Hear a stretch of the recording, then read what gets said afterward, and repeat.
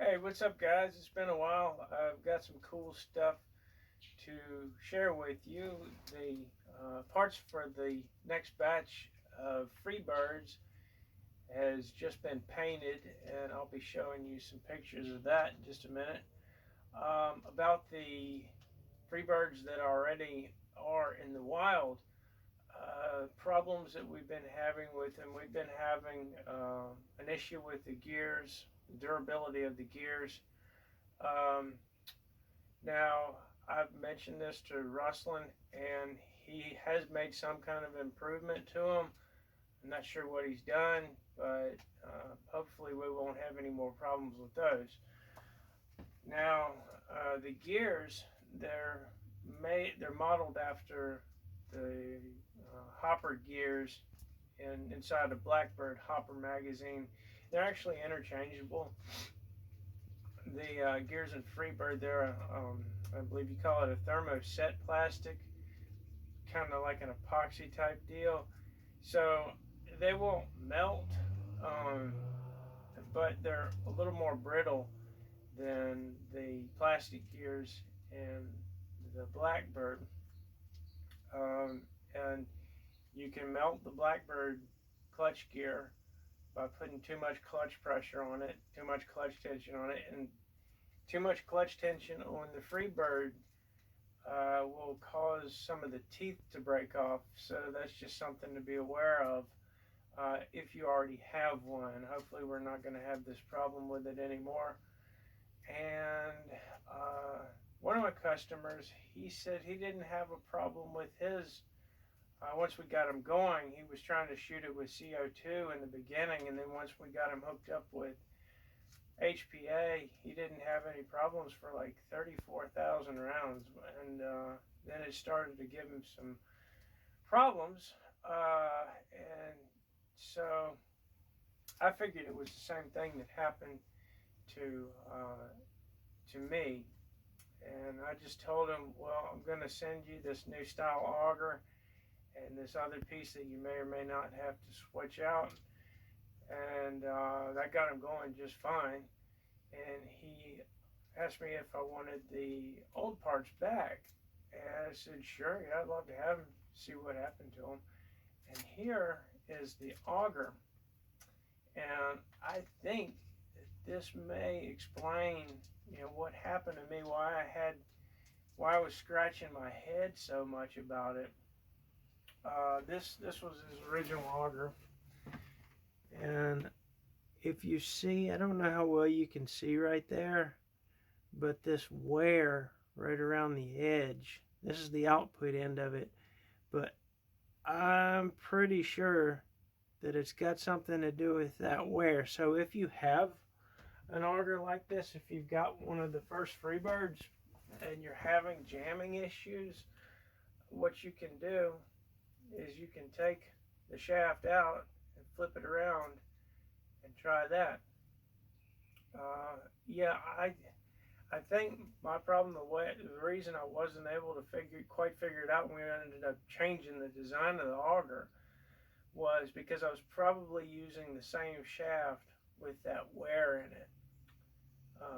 So I'm gonna at some point put this auger back in here, get it set back up, and see if that was a problem.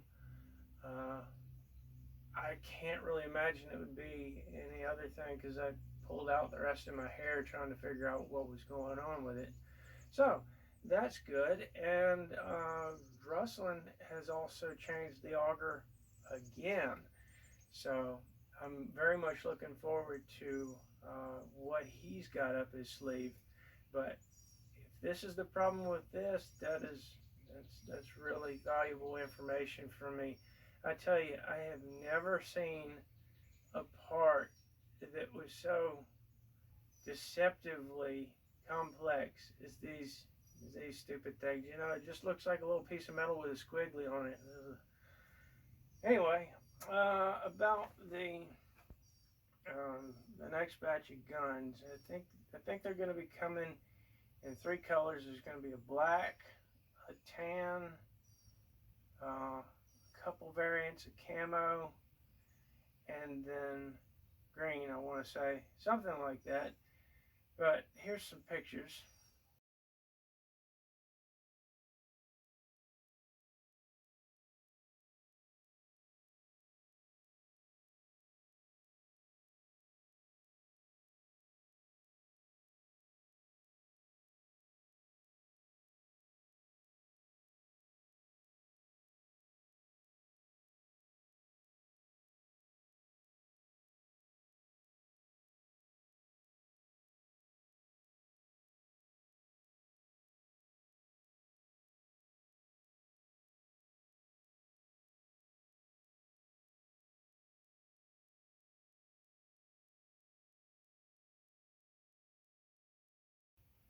And if you notice, he's come up with a front sight for it,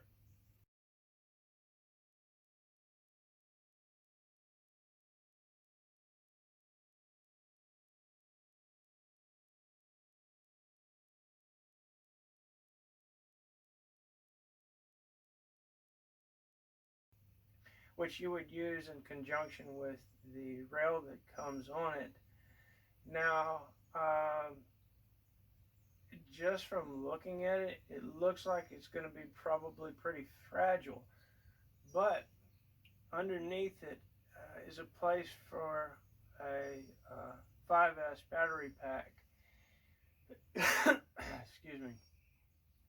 Now, the reason we went with it like this is because I kind of protested and put the one for here and said we're just going to run external batteries until I get my way, basically.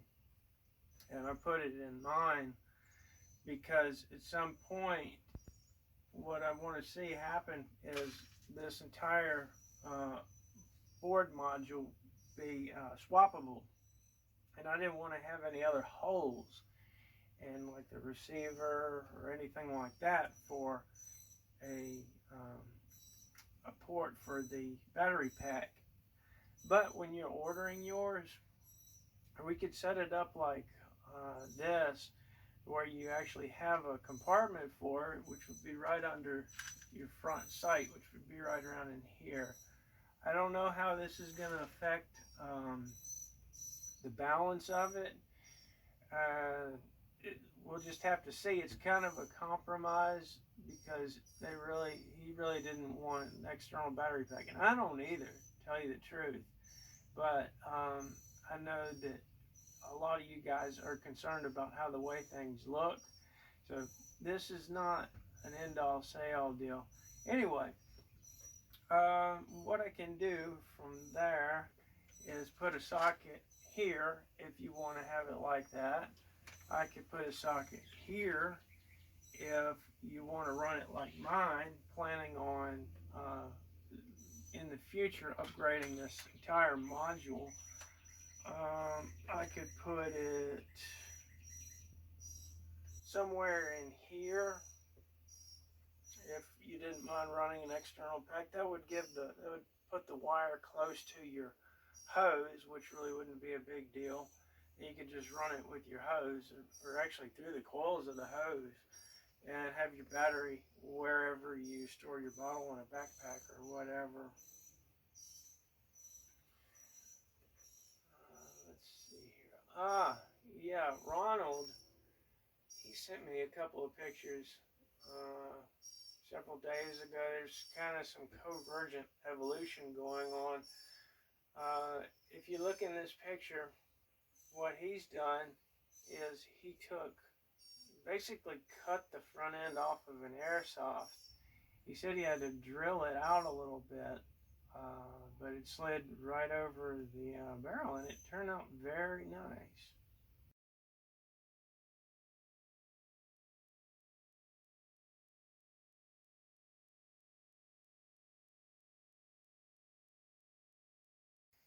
So other than that, right now, we're just waiting on, I guess I'm just waiting on him to package let him finish drying and then ship them out. Shipping is going to be faster this time. I'm going to spring for some other carrier other than the postal system. It's been real shoddy lately trying to get things. Yeah, one of my packages was just completely lost in the mail. And what sucked about that is it had some customer parts in it.